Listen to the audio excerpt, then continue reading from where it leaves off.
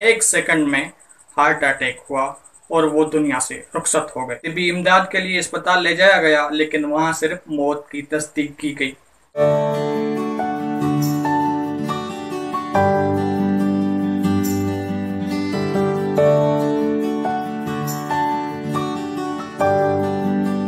बिस्मिल्लाहिर्रहमानिर्रहीम। अस्सलाम वालेकुम दोस्तों, मैं हूं इदरीस अहमद सुमरो।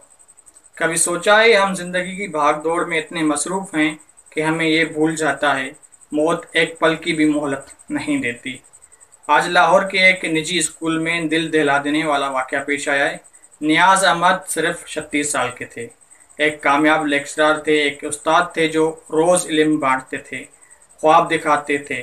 आज अपनी क्लास में लेक्चर दे रहे थे और अचानक बस एक सेकंड में हार्ट अटैक हुआ और वो दुनिया से रुखसत हो गए। जी हाँ, न कोई अलविदा न कोई तैयारी। तिब्बी इमदाद के लिए अस्पताल ले जाया गया, लेकिन वहां सिर्फ मौत की तस्दीक की गई। क्या हमने कभी सोचा है हम जो कल के मंसूबे बनाते हैं, अगले साल के ख्वाब देखते हैं, क्या हमें कल की जमानत है? अल्लाह ताला फरमाता है कुल्लु नफ्सुन ज़ाइक़तुल मौत। सूरह आल इमरान की आयत नंबर 185 है। हर नफ्स को मौत का जायका चखना है। हम भाग रहे हैं पैसा, शोहरत, दौलत, दुनिया के पीछे, लेकिन मौत इतनी खामोशी से आती है कि पता भी नहीं चलता। हज़रत मोहम्मद सल्लल्लाहु अलैहि वसल्लम ने फरमाया, मौत को कसरत से याद किया करो क्योंकि ये लज्जत को तोड़ने वाली है। तिरमिज़ी की एक हदीस है।